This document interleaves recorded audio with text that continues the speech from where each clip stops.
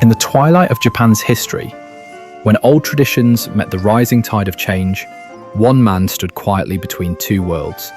His journey was not just a story of survival, but of honor that refused to fade. Under the quiet veil of history, there are always moments when the old world collides with the new, and in that collision, legends are born. Japan, a land of misty mountains and sacred temples, once lived under the code of the samurai. For centuries, these warriors shaped the destiny of the nation. They were not just fighters, but guardians of honor, loyalty, and discipline, living by a path called Bushidō, the way of the warrior. To live without honor was worse than death, and to serve without loyalty was unthinkable.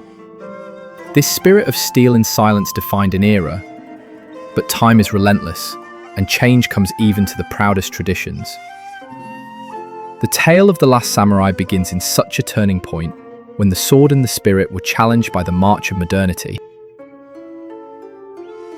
Imagine a young boy born into a household where the clatter of swords was as familiar as the sound of the morning wind.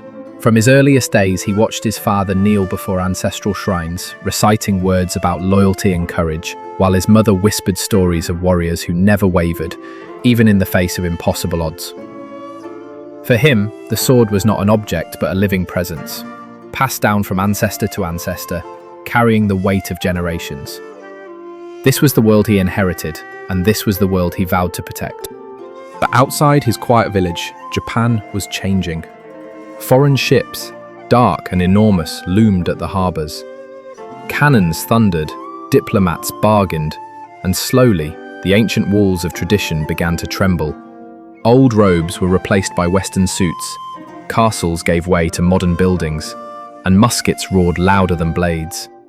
The boy, now grown into a man, found himself standing between two worlds, one that demanded progress, and another that clung to the dignity of the past. It was not an easy place to stand, for both sides carried truth, and both demanded sacrifice. As the seasons passed, he trained relentlessly. At dawn, he would step into the courtyard, his sword catching the first light of day. Each swing was not just practice, but a prayer, a silent vow that he would never abandon the code written in his blood. His teachers reminded him that the way of the samurai was not simply about battle, but about balance, patience, humility, and the courage to face oneself.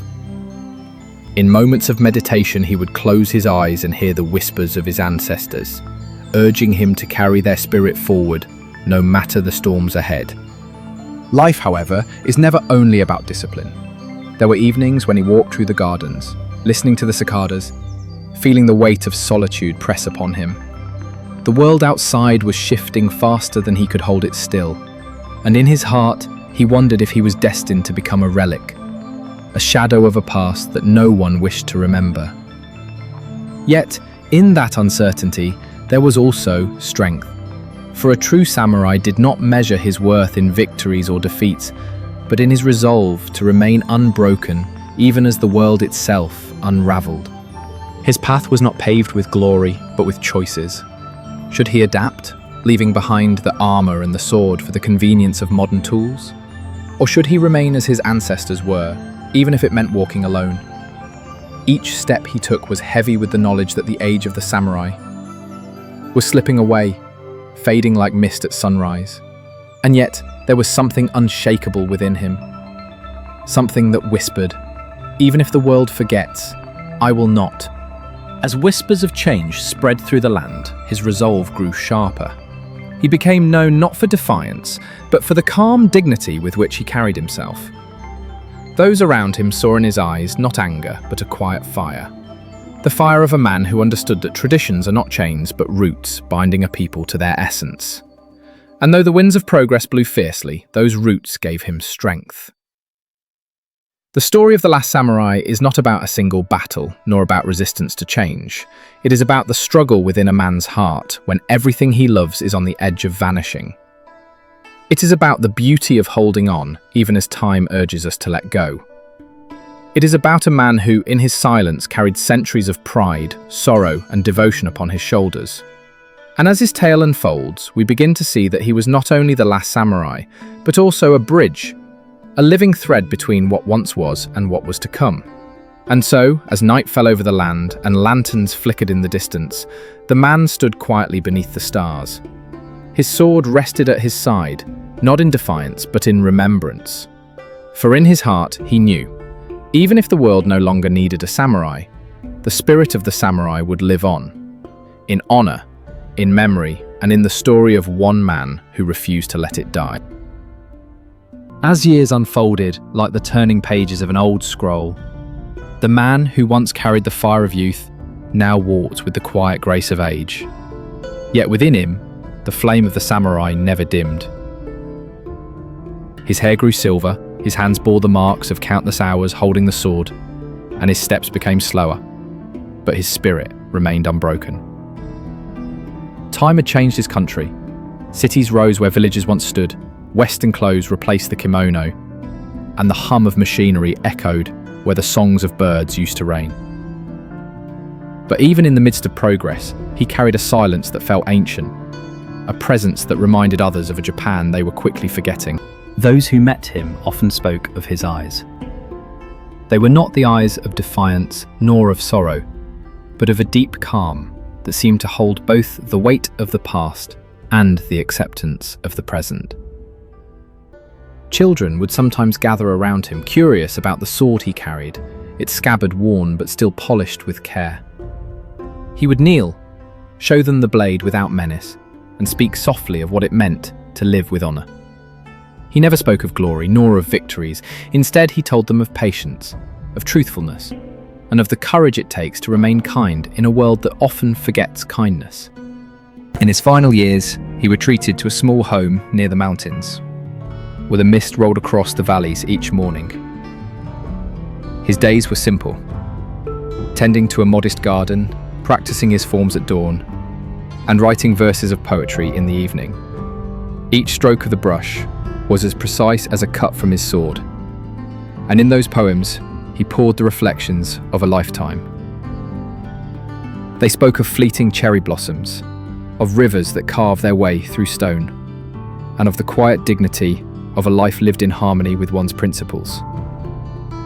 These poems, though never written for fame, became the whispers of his soul, a record of a samurai who had survived the passing of his own age. Visitors would come from far and wide, not to see a warrior, but to sit in the presence of a man who had become something greater than battle. He was not celebrated as a relic, but respected as a teacher. Many were surprised to find that his words carried no bitterness about the changes that had swept across Japan. Instead, he often smiled and said that life was like the cherry blossom. It blooms brightly, falls swiftly, and teaches us to cherish each moment. He reminded them that though swords might be hung on walls and armor left to rust, the essence of Bushidō could live on in the choices people made every day. As his health began to wane, there were nights when he would sit alone watching the moon rise above the mountains. The silence around him was heavy, yet comforting. He knew his body was nearing its end, but he felt no fear. To him, death was not an enemy, but the final chapter of a story already well told. He thought often of his ancestors, imagining their spirits waiting on the other side, welcoming him with open arms.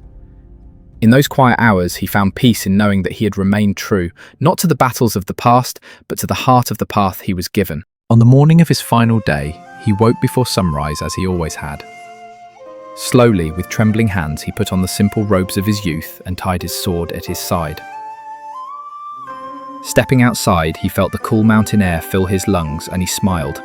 The sky was painted with hues of gold and pink as the sun crept over the horizon.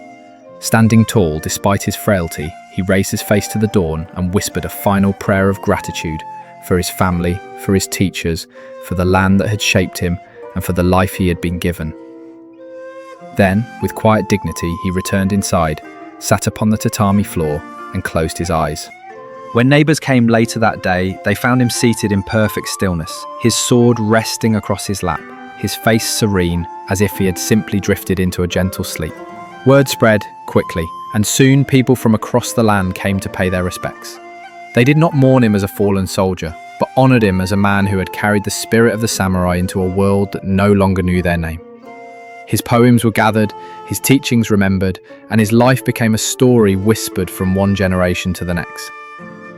The legend of the last samurai was not about resistance against the future, nor about clinging stubbornly to the past.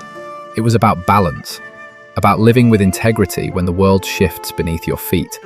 His story reminded people that traditions may fade, but the values that give them life can endure.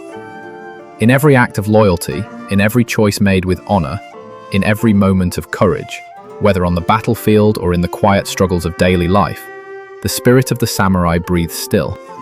And so, though his body rests beneath the earth, his presence has never truly vanished.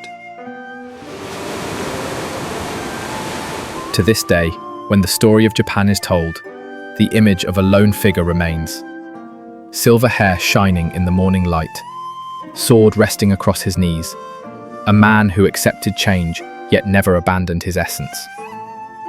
That image is more than memory. It is a mirror, reflecting the timeless truth that honor does not belong to any one era. It belongs to all who choose to carry it. Thus ends the journey of the last samurai, not with a clash of steel, but with the gentle silence of a man who remained unbroken until his final breath. And perhaps that is the greatest victory of all, not in conquering others, but in mastering oneself, leaving behind a legacy that time itself cannot erase. And so, his footsteps vanished into time, yet his spirit remained. The world may forget the sword, but it will never forget the truth he carried, that dignity endures, even when eras pass away.